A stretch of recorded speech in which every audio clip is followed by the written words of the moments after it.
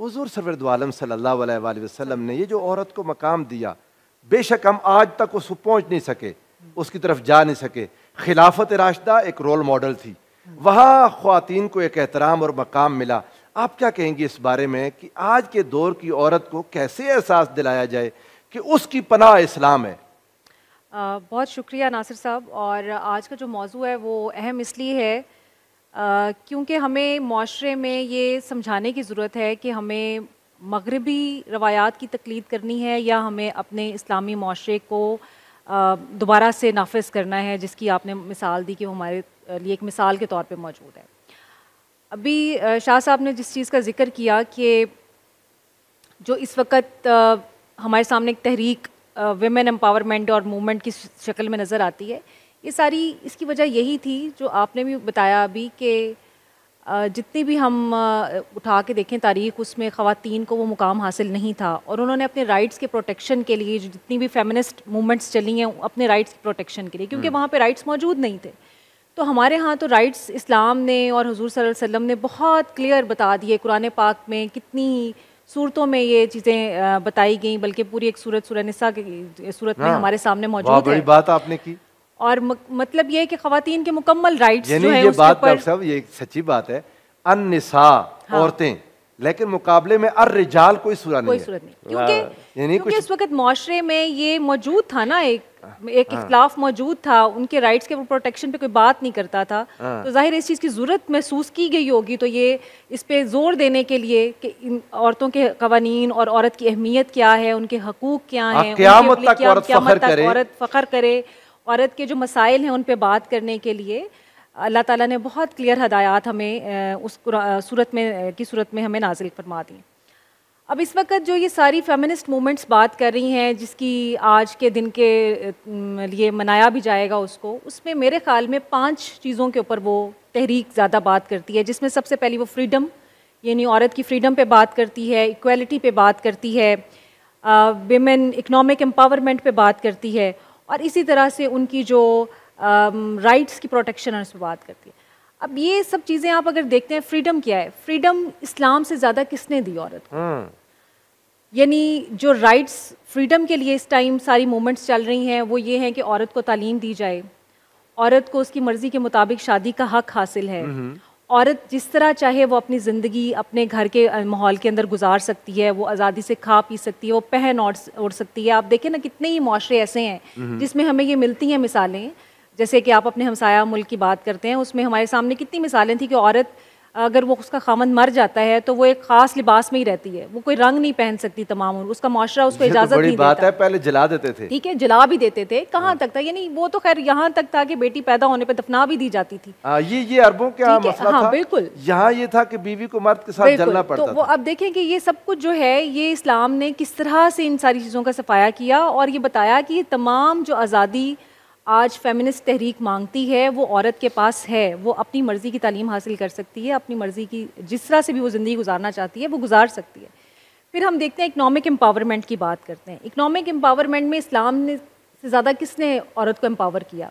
उसकी तो economic empowerment का जिम्मेदार ही किसी और को बना दिया। उसको तो ये जिम्मेदारी ही नहीं दी कि तुमने जो है वो बाहर निकलना है और तुमने कमाना है, घर वालों को खिलाना है। यानी आपकी मर्जी है। अगर ये भी गुंजाइश दी गई कि अगर तुम्हें ज़रूरत है, तुम्हारा कोई नहीं संभालने वाला, तुम्हें कोई नहीं पालने वाला, तो तुम निकल सकती हो, काम कर सकती हो, होने के बावजूद भी कर सकती हो अगर तुम चाहती हो। और एक हदूदों के युद्ध में रहते हुए तुम जो जायज तरीका कार है उसके मुताबिक तुम काम भी कर सकती हो। बहुत अच्छी बात, ठीक है। तो वो इकोनॉमिक एम्पावरमेंट उसको बाप की तरफ से भी मिली, उसको भाई की तरफ से मिली, उसको शोहर की तरफ से मिली। मैं उसी तरफ इशारा कर रही हूं, आपकी बात की तरफ आते हैं हम इंशाल्लाह दोबारा। प्रोफेसर साहब, ये जितने रिश्ते रखे, बहुत प्यारी बात की है डॉक्टर अफाफ मंजूर ने। यानी मर्द जितने भी हैं, वो बेटे की सूरत में है, भाई की सूरत में है, वो खावंद की सूरत में है, वो बाप की सूरत में है, इन सारों को ही औरत की जिम्मेदारी पर नहीं लगा दिया, खिदमत पर लगा दिया अल्लाह ताला ने। बिल्कुल ऐसा। बहुत शुक्रिया नासिर भाई। बिस्मिल्लाहिर्रहमानिर्रहीम। अल्लाहुम्मा सल्ली अला सय्यदिना व मौलाना मुहम्मद व अला आलिहि व सहबिहि व बारिक वसल्लम। सबसे पहले तो उस खालिक और मुसव्विर का मैं शुक्र अदा करती हूँ जिसने मुझे तबका निस्वा में पैदा किया, अल्हम्दुलिल्लाह। और वो जो आप बात कर रहे हैं कि मुझे उस शर्फ में शामिल किया कि जो उसका खिलकत का शरफ है। हाँ। ज़मीन पर मुझे अपना नायब बनाकर, वाह। वो जो एक उसका अमर था कि उसने अपने अमर से आदम अलैहिस्सलाम को पैदा किया और उनकी पसली से सैयदा हव्वा सलामुल्लाह अलैहा को पैदा किया, मगर बिनते हव्वा के लिए उसने जो अपना खल्क का निज़ाम है उस तख्लीक में तदरीजी मराहिल के लिए जिस सिन्फ को चुना वो औरत है। तो इस पर जितना अल्लाह का शुक्र अदा किया जाए कम है। और उसके बाद उस हस्ती पर लाखों करोड़ों अरबों खरबों दरूदो सलाम कि जिनकी रहमत ने मुझे मरती हुई उस दलदल से, उस दबे हुए गढ़े से निकालकर, कि जिसमें बाप भाई बड़ा बुजुर्ग ख़ानदान का कबीले का सरदार अपने मुंह को छुपाता हुआ और नदामत के साथ जाकर दफना आता था, और उस तख्तुस्सरा की जिस आप बात कर रहे थे वहाँ से निकाल कर मैं कहती हूँ सबसे पहले मुझे ज़िंदगी दी। तो किसी ने बड़ा खूबसूरत शेर कहा, 2 अशार हैं कि या रसूल अल्लाह सल्लल्लाहु अलैहि वसल्लम तेरे करम से मुझे ज़िंदगी का नूर मिला, मोहब्बतों का सलीका हुनर शऊर मिला, और या रसूल अल्लाह हमारे जिस्मों पे रहमत क़बाएं तेरी हैं, तेरी अमा में हमें इज्जत और सुरूर मिला। तो आपके मुंह से, और आपने सैयद बादशाह से शुरू किया, फहद भाई के मुंह से औरत की तकरीम की बात सुनना बड़ा अच्छा लग रहा था। बहुत खूबसूरत आपने ये शादी से एक नए पहलू की तरफ कर दिया। आप कह रहे थे कि वेमेन एम्पावरमेंट का डे है तो शुरू आपा से करें, लेकिन आपा ने उसका दूसरा एंगल दे दिया है। लेकिन मैं मर्दों से सुन के उनको अच्छा लगा। ये भी अर्ज करना चाहता हूँ कि हम तो खवातीन की हमेशा ही तकरीम की बात करते हैं, व्यूअर्स को ऐसे ना लगे कि शायद आज हम नहीं, लेकिन पहली दफा कर रहे हैं कि ये तो आपकी बहन हुई ना फिर, और आपके मुंह से, भाई के मुंह से बहन सुन के कितना फख्र महसूस। और आज किबला गाजी साहब की कमी महसूस हो रही है। अल्लाह पाक उनको तंदुरुस्ती, सेहत, सलामती, आफियत अता करे, उनको लंबी जिंदगी दे। चाहे जाए कि मैं भी बीमार थी लेकिन मुझे वो आयरन लेडी कहते हैं, इसलिए मैं दवाइयाँ लेके आ गई हूँ, क्योंकि आज औरत की बात है। तो मैंने वो भी पिछले 3 प्रोग्राम्स उन्होंने बीमारी में किए जी, वो नजर आ रहा था ऑन स्क्रीन। अल्लाह ताला उनको हिम्मत और इस्तकामत दे, और हम जो उनके नक्शे कदम पर चलने की कोशिश करते हैं। प्रोफेसर नूरीद फातिमा आपा, यकीन जाने 104 बुखार में भी गाजी साहब ने प्रोग्राम किया।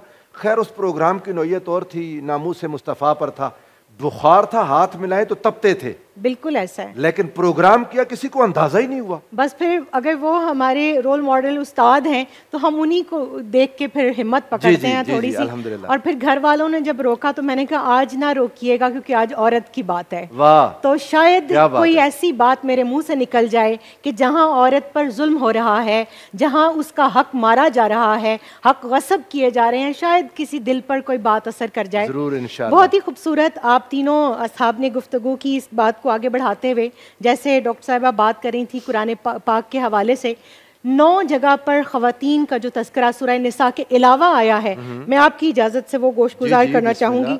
सबसे पहले जिक्र आया हज़रत हव्वा सलामुल्लाह अलैहा का, फिर हज़रत मरियम बिनते इमरान का, फिर हज़रत आसिया बिनते मज़ाहिम का, हज़रत सारा रदी अल्लाह ताला अन्हा का, सैयदतुन्निसा हज़रत फ़ातिमातुज़ ज़हरा सलामुल्लाह अलैहा का, सैयदा आयशा सिद्दीक़ा रदी अल्लाह ताला की शान में तो 18 आयात अल्लाह ताला ने बरात में उतार दी। हज़रत खौला बिनते सालिबा ज़िहार के हवाले से उनका तज़किरा आया।